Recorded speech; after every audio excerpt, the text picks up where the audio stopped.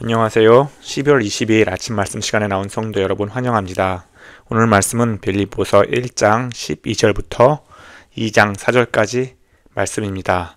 그중 1장 12절부터 21절까지 봉독하겠습니다. 형제들아, 내가 당한 일이 도리어 복음의 전파의 진전이 된 줄을 너희가 알기를 원하노라. 이러므로 나의 매임이 그리스도 안에서 모든 시위대 안과 그 밖의 모든 사람에게 나타났으니 형제 중 다수가 나의 매임으로 말미암아 주 안에서 신뢰함으로 겁 없이 하나님의 말씀을 더욱 담대히 전하게 되었느니라. 어떤 이들은 투기와 분쟁으로, 어떤 이들은 착한 뜻으로 그리스도를 전파하나니, 이들은 내가 복음을 변증하기 위하여 세우심을 받은 줄 알고 사랑으로 하나, 그들은 나의 매임에 괴로움을 더하게 할 줄로 생각하여 순수하지 못하게 다툼으로 그리스도를 전파하느니라. 그러면 무엇이냐? 거칠애로 하나, 참으로 하나, 무슨 방도로 하든지 전파되는 것은 그리스도니, 이로써 나는 기뻐하고 또한 기뻐하리라. 이것이 너희의 간구와 예수 그리스도의 성령의 도우심으로 나를 구원에 이르게 할 줄을 아는 거로, 나의 간절한 기대와 소망을 따라 아무 일에든지 부끄러워하지 아니하고 지금도 전과 같이 온전히 담대하여 살든지 죽든지 내 몸에서 그리스도가 존귀하게 되게 하려 하나니, 이는 내게 사는 것이 그리스도니 죽는 것도 유익함이라.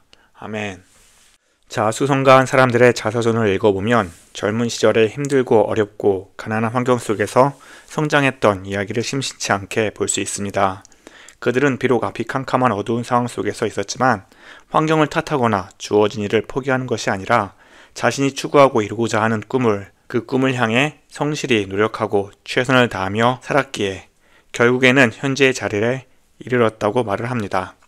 예수 그리스도의 종 사도 바울은 세상 끝까지 복음을 전파하는 꿈을 가지고 누구보다 앞장서서 예루살렘을 시작으로 아시아를 넘어 유럽까지 복음을 전파하는 데 앞장섰습니다. 하지만 복음 전파를 위해 그가 걸었던 길은 그리 순탄하지 않았습니다. 그는 유대인들에게 40에서 하나 감한 매를 5번이나 맞았으며 3번 퇴장으로 맞았고 1번 돌로 맞았으며 3번이나 파선을 경험했으며 강도를 수도 없이 만났습니다. 이렇게 사도 바울은 죽을 고비를 한두 번 넘긴 게 아닙니다. 게다가 그는 복음을 전하다가 여러 번 옥에 갇히기도 했습니다. 아마 보통 사람이라면 이런 경험을 했을 때에 복음을 전하는 일에 회의감을 느끼거나 좌절하고 실망함으로 일찌감치 포기했을 것입니다. 하지만 사도 바울은 이러한 역경 속에서도 복음을 전파하는 데 멈추지 않았습니다. 아니, 이러한 일들을 당하면 당할수록 사도 바울은 더욱 힘을 다해 복음 전파에 매진했습니다. 그러면 사도 바울은 자신의 생명을 담보로 위험한 복음을 왜 전파했을까요? 빌립보 교회 성도들에게 보낸 편지 속에서 그의 마음을 엿볼 수 있습니다. 12절과 13절에 사도 바울은 빌립보 교인들에게 이렇게 말합니다. 형제들아, 내가 당한 일이 도리어 복음 전파의 진전이 된 줄을 너희가 알기 원하노라. 이러므로 나의 매임이 그리스도 안에서 모든 시대 안과 그 밖의 모든 사람에게 나타났으니, 여기서 내가 당한 일이란 사도 바울이 로마 감옥에 갇혔음을 말합니다. 이 글의 뉘앙스를 자세히 살펴보면 사도 바울의 실망과 상실감을 찾아볼 수 없고, 오히려 감옥에 갇혔다는 소식을 들은 빌립보 교회 성도들을 안심시키고 위로하고자 하는 그의 마음을 엿볼 수 있습니다. 게다가 사도 바울은 감옥에 갇혔어도 가만히 있지 않았습니다. 그는 자신이 처한 상황과 여건을 탓하는 것이 아니라 주어진 환경 속에서 최선을 다해 복음을 전했습니다. 그에게 감옥이란 삶의 위기가 아닌 또 다른 기회였습니다. 사도 바울은 이 기회를 잘 살려서 감옥에서 매일 보는 군인들에게 예수 그리스도가 누구인지 자세히 설명했을 것입니다. 그리고 그 밖의 모든 사람들에게 예수 그리스도의 사랑과 구원의 길은 오직 예수 그리스도에만 있다라는 것을 온전히 잘 설명했을 것입니다. 사도 바울이 이렇게 할 수 있었던 것은 복음의 전파가 그에게 큰 기쁨이 되었기 때문입니다. 18절입니다. 그러면 무엇이냐? 거칠애로 하나, 참으로 하나, 무슨 방도로 하든지 전파되는 것은 그리스도니, 이로써 나는 기뻐하고 또한 기뻐하리라. 사도 바울의 삶의 목적은 오로지 복음을 전파하는 것입니다. 그 복음 전파만으로도 사도 바울은 크게 기뻐하고 기뻐했습니다. 게다가 다수의 형제들이 사도 바울이 감옥에 갇혔다는 소식을 듣고 주 안에서 더욱 신뢰하고 하나님의 말씀을 더욱 담대히 전파하는 그 소식을 들었을 때 그에게는 기쁨이 2배가 되었을 것입니다. 예수님이 복음을 전하며 가신 그 길을 사도 바울 본인이 그 길을 걸었고 또 이 모습의 자극을 받아 수많은 형제들이 복음을 들고 세상에 나가서 그리스도를 전파하는 그 모습을 보았을 때 사도 바울의 그 기쁨 얼마나 크겠습니까? 그는 이런 모습을 보면서 자신이 하고 있는 이 일에 대해 더욱더 기쁨을 느꼈을 것입니다. 사도 바울이 생명을 담보로 죽을 힘을 다해 복음을 전했던 또 다른 이유가 있습니다. 20절입니다. 나의 간절한 기대와 소망을 따라 아무 일에든지 부끄러워하지 아니하고 지금도 전과 같이 온전히 담대하여 살든지 죽든지 내 몸에서 그리스도가 존귀하게 되게 하려 하나니. 사도 바울은 복음을 전하는 일이 곧 예수 그리스도를 존귀하게 하는 일로 믿었습니다. 내가 그리스도와 함께 십자가에 못 박혔나니 그런즉 이제는 내가 사는 것이 아니요 오직 내 안에 그리스도께서 사시는 것이라. 이제 내가 육체 가운데 사는 것은 나를 사랑하사 나를 위하여 자기 자신을 버리신 하나님의 아들을 믿는 믿음에서 사는 것이라. 갈라디아서 2장 20절의 고백처럼 사도 바울은 예수님을 믿는 그 믿음으로 자신을 온전히 예수 그리스도를 위해 자신의 삶을 드렸던 것입니다. 다메섹 도상에서 예수님을 만난 그때부터 사도 바울은 자신의 부귀영화를 다 버린 채 오직 복음을 전파하는 일에 집중했습니다. 그의 시선은 더 이상 세상에 있지 않고 예수 그리스도에게 고정되었습니다. 그러니 세상의 시선이나 어떠한 말을 할지라도 복음을 위해서 무슨 일을 할 때에는 전혀 부끄러워하지 않고 온전하게 담대하게 하나님의 일을 했던 것입니다. 이런 삶을 살고 있는 사도 바울은 빌립보 성도들에게 복음에 어울리는 삶을 살라고 말하고 있습니다. 1장 27절입니다. 오직 너희는 그리스도의 복음에 합당하게 생활하라.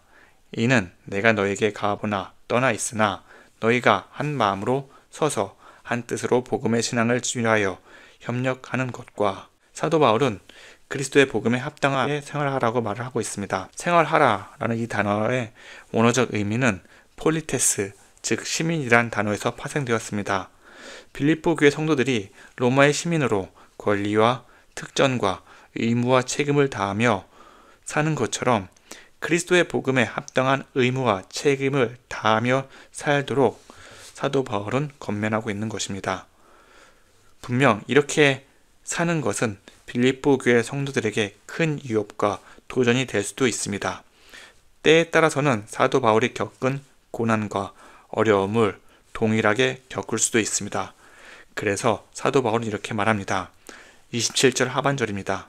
너희가 한 마음으로 서서 한 뜻으로 복음의 신앙을 위하여 협력하는 것과 무슨 일에든지 대적하는 자들 때문에 두려워하지 아니하는 이 일을 듣고자 함이라.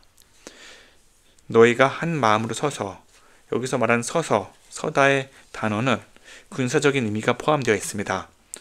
이 서다는 단순히 앉았다 일어서는 그런 의미가 아니라 전쟁 속에서 절대로 뒤로 물러서지 않고 서서 자신의 자리를 지키면서 이 전쟁을 이기라 라는 그런 의미를 가지고 있습니다. 즉 어떤 세상의 시련과 고난이 오더라도 한 마음으로 물러서지 말고 복음을 지키며 그 자리에 서서 복음에 합당한 삶을 살도록 권면하고 있는 것입니다. 하나님 말씀에 온전히 순종하며 사는 어려움은 2000년 전이나 오늘날이나 별반 다르지 않다고 봅니다. 단지 2000년 전에는 복음으로 인하여 감옥에 갇히거나 죽임을 당하는 상황이 오늘날보다 빈번했을 뿐 복음을 바라보는 세상의 시선은 그 당시나 지금이나 동일하다고 봅니다. 우리가 살고 있는 이 사회는 성탄절에 메리 크리스마스보다는 해피 홀리데이라 말하도록 우리에게 종용합니다. 청교도 정신으로 세워진 나라는 점점 복음의 영향력이 사라지고 물질 만능의 사회로 변화하고 있습니다. 이런 세상 속에서 사는 우리들에게 사도 바울이 빌립보 교회 성도들에게 쓴 편지는 우리가 이 땅 가운데 어떻게 살아야 하는지 알려주고 있습니다. 사도 바울이 말한 것처럼 그리스도의 복음에 합당한 삶을 살아야 합니다. 또 사도 바울이 행했던 것처럼 복음 안에서 기쁨을 누리며 살아야 합니다. 예수님께서 우리 안에 계시기 때문에 단순히 세상이 주는 그 기쁨만 쫓아 사는 것이 아니라 주님의 말씀 안에서 기쁨을 누리면서 그 기쁨을 통해서 우리의 행동하는 삶까지 연결되어야 하는 것입니다. 성도로서 그 말씀에 따라 순종하며 사는 것, 이것은 주님께서 주시는 우리에게 큰 축복 가운데 하나일 것입니다. 예수님께서 말씀하신 대로 우리가 복음을 들고 세상 끝까지 가는 그 일, 그것은 하나님 보시기에 정말 존귀한 일이라 봅니다. 아무리 세상이 우리의 신앙을 빼앗고 복음이 주는 기쁨을 누리지 못하게 할지라도 이럴수록 우리는 굳건히 서서 마음을 하나로 모으고 복음을 지키면서 더 나아가서는 우리가 교회를 넘어 세상으로 복음을 전파하는 데 매진한다면 주님께서 주시는 그 기쁨은 세상이 주는 그 기쁨보다 더욱더 크고 넘치리라 믿습니다. 오늘도 복음으로 인해서 기쁨을 누리면서 그리고 우리 가운데 하나님의 영광이 잘 나타나는 삶을 사는 저와 여러분이 되길 간절히 기원합니다. 다 함께 기도하겠습니다. 사랑과 은혜가 많으신 하나님 아버지, 언제나 주님께서 우리 안에 내주해 주심을 감사드립니다. 우리가 늘 주의 말씀을 믿고 읽고 듣고 행하면서 주님이 주시는 기쁨을 누릴 수 있도록 주님 인도하여 주시옵소서. 세상이 주는 아침 안개와 같은 기쁨을 쫓아 사는 것이 아니라 주의 말씀을 통하여 영원한 기쁨과 행복을 누리게 하여 주시옵소서. 하나님, 우리의 삶이 세상의 시선에 머무르지 않게 하여 주시옵소서. 사람들의 시선이 무서워서 우리가 해야 할 일을 못하는 것이 아니라 세상을 이긴 예수님처럼 강하고 담대하게 주의 말씀을 전하고 세상 끝날까지 그 말씀을 지켜 행할 수 있도록 우리에게 힘과 능력을 주시고 많은 사람들 앞에서 주님의 본을 보이는 삶을 살아갈수록 인도하여 주시옵소서. 주님, 우리 자녀를 위해서 기도합니다. 우리 자녀들이 더욱 믿음의 사람이 되게 하여 주시옵소서. 말씀을 읽고 묵상하고 기도할 때마다 우리 자녀에게 말씀해 주시고 그들의 삶 속에서 살아계신 예수님의 능력을 경험할 수 있도록 주님, 우리 아이들을 지켜주시고 인도하여 주시옵소서. 그리해서 우리 자녀들의 세대에는 우리가 경험하지 못한 예수 그리스도의 놀라운 역사가 일어날 수 있도록 우리 아이들을 높이 사용하여 주시옵소서. 주님, 요즘 날씨가 매우 춥습니다. 주님의 자녀들의 건강을 책임져 주시고 주의 말씀으로 따뜻한 하루를 보낼 수 있도록 인도하여 주시옵소서. 모든 것 주님께 맡깁니다. 이 모든 말씀 예수님의 이름으로 기도합니다. 아멘.